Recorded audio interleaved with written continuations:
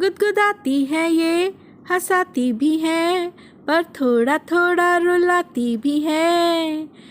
आओ आज हम चलते हैं कहानियों की दुनिया में। कहानियों की दुनिया, रंग बिरंगी दुनिया। आज मैं आपको मुंशी प्रेमचंद द्वारा लिखित कहानी ईदगाह सुनाती हूँ। रमज़ान के पूरे 30 रोज़ों के बाद ईद आई है। कितना मनोहर, कितना सुहावना प्रभात है। वृक्षों पर कुछ अजीब हरियाली है, खेतों में कुछ अजीब रौनक है, आसमान पर कुछ अजीब लालिमा है। आज का सूर्य देखो, कितना प्यारा, कितना शीतल है, मानो संसार को ईद की बधाई दे रहा है। गांव में कितनी हलचल है। ईदगाह जाने की तैयारियां हो रही हैं। किसी के कुर्ते में बटन नहीं है, पड़ोस के घर से सुई तागा लाने को दौड़ा जा रहा है। किसी के जूते कड़े हो गए हैं, उनमें तेल डलवाने के लिए तेली के घर भागा जाता है। जल्दी जल्दी बैलों को साना पानी दे दी। ईदगाह से लौटते लौटते दोपहर हो जाएगी। 3 कोस का पैदल रास्ता, फिर सैकड़ों आदमियों से मिलना, भेंट करना। दोपहर के पहले लौटना असंभव है। लड़के सबसे ज़्यादा प्रसन्न हैं। किसी ने 1 रोज़ा रखा है, वह भी दोपहर तक, किसी ने वह भी नहीं। लेकिन ईदगाह जाने की खुशी उनके हिस्से की चीज़ है। रोज़े बड़े बूढ़ों के लिए होंगी, उनके लिए तो ईद है। रोज़ ईद का नाम रखते थे, आज वह आ गई। अब जल्दी पड़ी है कि लोग ईदगाह क्यों नहीं चलते। उन्हें गृहस्थी की चिंताओं का क्या प्रयोजन। सिवैयों के लिए दूध और शक्कर घर में है या नहीं, उनकी बला से। ये तो सिवैयाँ खाएंगे। वह क्या जाने कि अब्बाजान क्यों बदहवास चौधरी कायम अली के घर दौड़े जा रहे हैं। उन्हें क्या खबर कि चौधरी आज आंख बदल ले तो यह सारी ईद मुहर्रम हो जाए। उनकी अपनी जेबों में तो कुबेर का धन भरा हुआ है।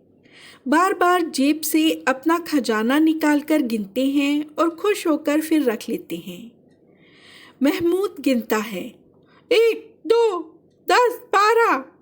उसके पास 12 पैसे हैं। मोहसिन के पास 1, 2, 3, 8, 9, 15 पैसे हैं। इन्हीं अनगिनत पैसों में अनगिनत चीज़ें लाएंगे, खिलौने, मिठाइयाँ, बिगुल, गेंद और जाने क्या क्या। और सबसे ज़्यादा प्रसन्न है हामिद। वह 4-5 साल का गरीब सूरत दुबला पतला लड़का, जिसका बाप गत वर्ष हेजे में भेंट हो गया और माँ ना जाने क्यों पीली होती होती एक दिन मर गई। किसी को पता न चला क्या बीमारी है। कहती भी तो कौन सुनने वाला था। दिल पर जो बीतती थी वह दिल में ही सहती, और जब न सहा गया तो संसार से विदा हो गई। अब हामिद अपनी बूढ़ी दादी अमीना की गोद में सोता है और उतना ही प्रसन्न है। उसके अब्बाजान रुपए कमाने गए हैं, बहुत सी थैलियाँ लेकर आएंगे। अम्मी जान अल्लाह हामिया के घर से उसके लिए बड़ी अच्छी अच्छी चीज़ें लाने गई हैं, इसलिए हामिद प्रसन्न है। आशा तो बड़ी चीज़ है, और बच्चों की आशा, उनकी कल्पना तो राई को पर्वत बना लेती है। हामिद के पाँव में जूते नहीं हैं, सर पर एक पुरानी दुरानी टोपी जिसका गोटा काला पड़ गया है। फिर भी वह प्रसन्न है।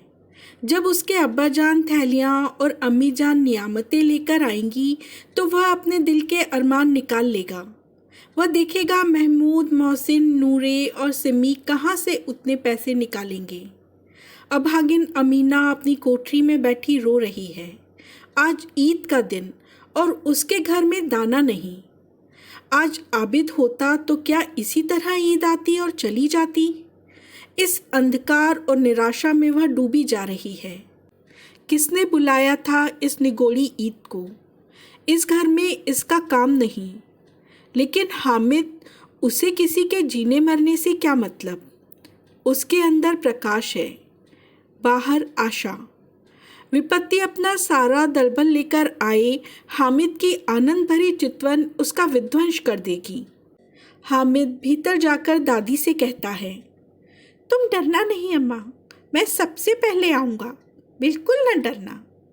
गांव से मेला चला और बच्चों के साथ हामिद भी जा रहा था। कभी सबके सब दौड़कर आगे निकल जाते, कभी किसी पेड़ के नीचे खड़े होकर साथ वालों का इंतज़ार करते। ये लोग क्यों इतना धीरे चल रहे हैं? हामिद के पैरों में तो जैसे पर लगे, वह कभी थक सकता है? शहर का दामन आ गया। सड़क के दोनों ओर अमीरों के बगीचे हैं, पक्की चारदीवारी बनी हुई हैं, पेड़ों में आम और लीचियां लगी हुई हैं। कभी कभी कोई लड़का कंकड़ उठाकर आम पर निशाना लगाता है, माली अंदर से गाली देता हुआ निकलता है। लड़के वहाँ से एक फलांग पर हैं, खूब हंस रहे हैं। माली को कैसे उल्लू बनाया है। अब बस्ती घनी होने लगी थी। ईदगाह जाने वालों की टोलियां नजर आने लगीं, एक से एक भड़कीले वस्त्र पहने हुए, कोई इक्के तांगे पर सवार, कोई मोटर पर। सभी इत्र में बसे, सभी के दिलों में उमंग। ग्रामीणों का वह छोटा सा दल अपनी विभिन्नता से बेखबर, संतोष और धैर्य में मग्न चला जा रहा था। बच्चों के लिए नगर के सभी चीज़ें अनोखी थीं। जिस भी चीज़ की ओर ताकते ताकते ही रह जाते और पीछे से बार बार हॉर्न की आवाज़ होने पर भी न चेतते। हामिद तो मोटर के नीचे जाते जाते बचा।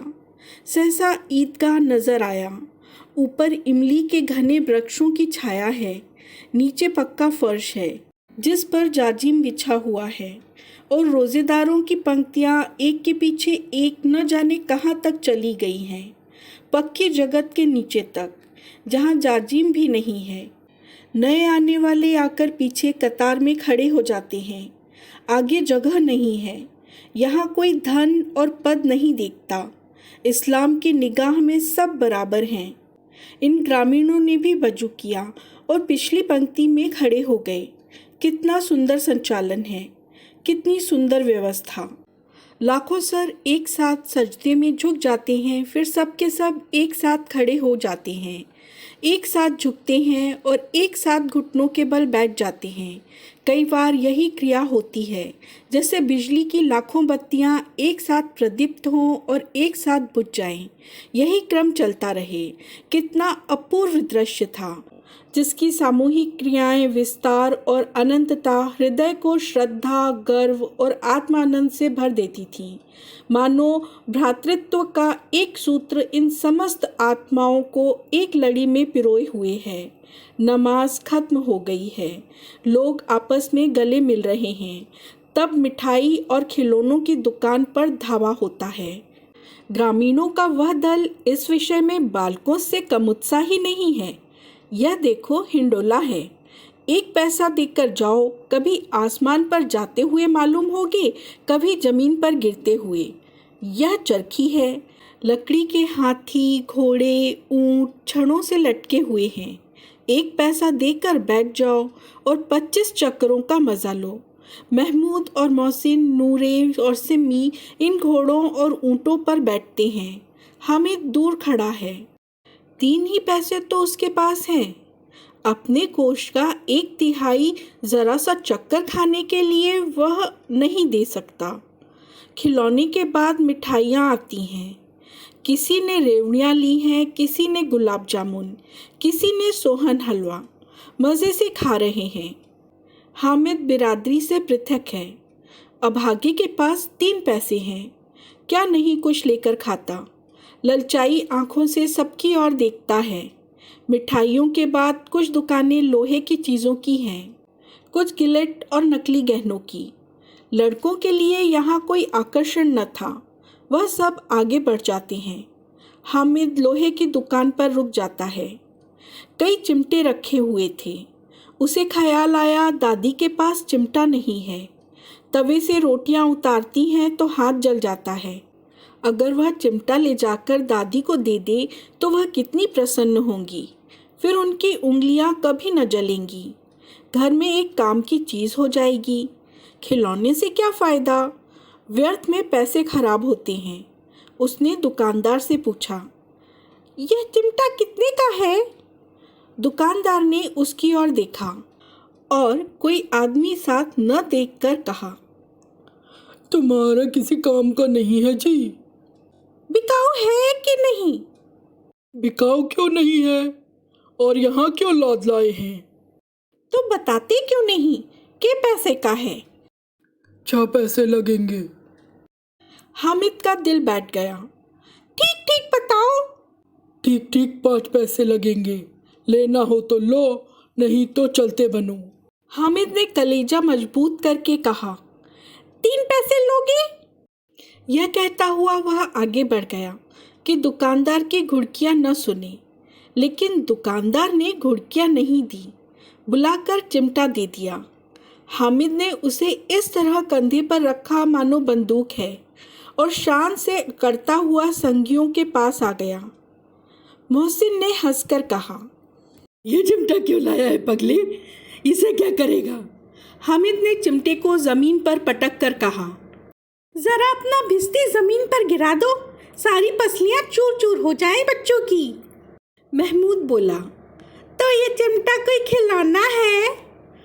हामिद, खिलौना क्यों नहीं है, अभी कंधे पर रखा बंदूक हो गई, हाथों में लिया फकीरों का चिमटा हो गया। चाहूँ तो इससे मंजीरे का काम ले सकता हूँ। एक चिमटा जमा दूँ तो तुम लोगों के सारे खिलौनों की जान निकल जाए। तुम्हारे खिलौने कितना भी जोर लगाएं, मेरे चिमटे का बाल भी बाका नहीं कर सकते। मेरा बहादुर शेर है चिमटा।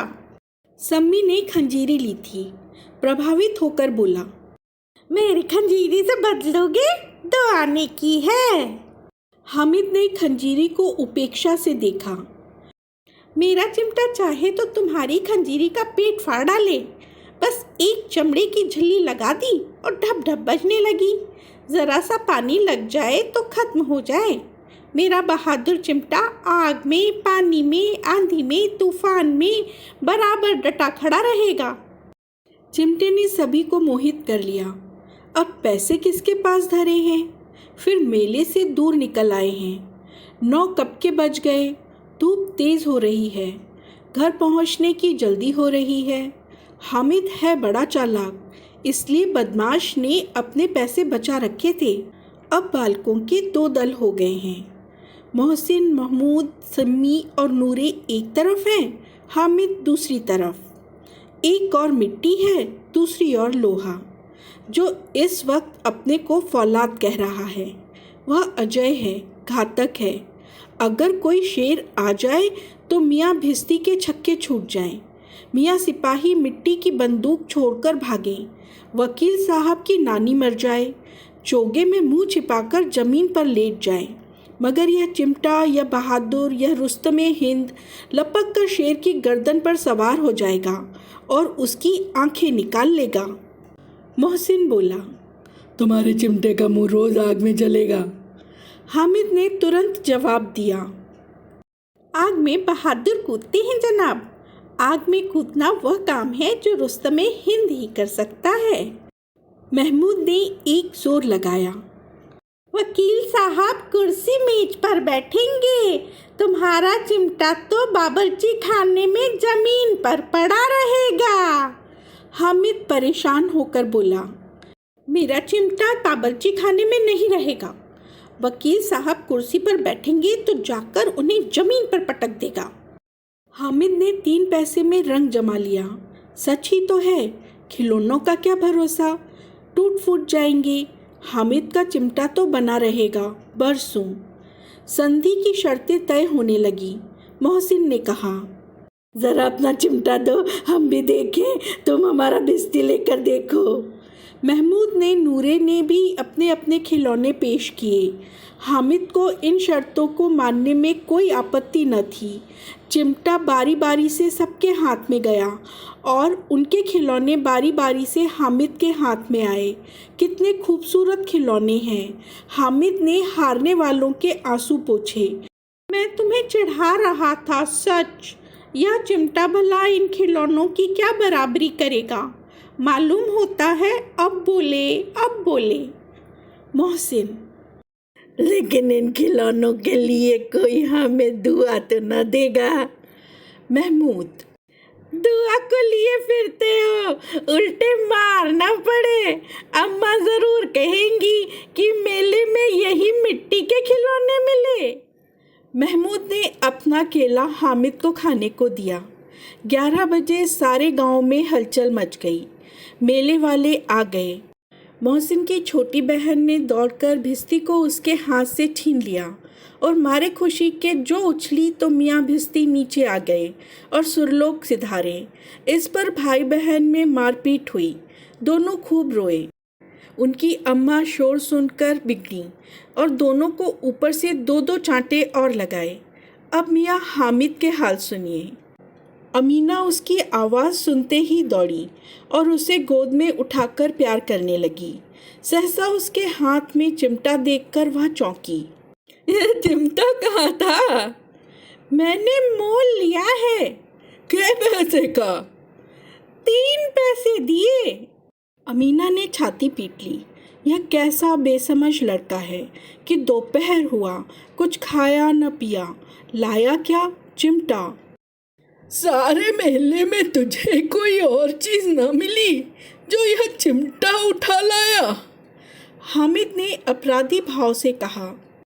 तुम्हारी उंगलियां तवे से जल जाती थीं, इसलिए मैंने इसे लिया।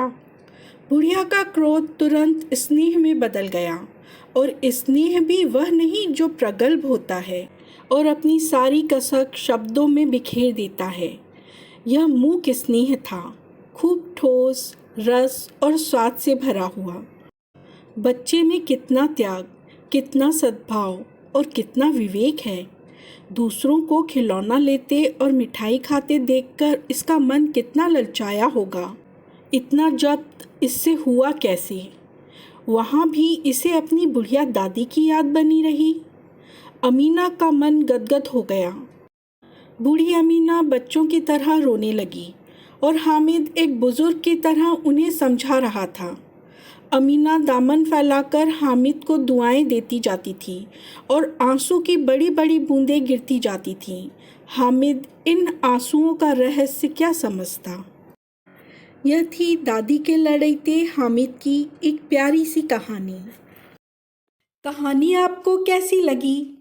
यदि अच्छी लगी तो हम फिर मिलेंगे। तब तक के लिए इतना ही। कहानियों की दुनिया में कहानियों और ऑडियो बुक का यह सिलसिला यूं ही बरकरार रहे, इसके लिए आपसे प्रोत्साहन की दरकार है। यदि आपको कहानियाँ सुनना पसंद है तो एक लाइक तो बनता है। आप यदि पहली बार इस चैनल पर आए हैं तो सब्सक्राइब करना मत भूलिएगा।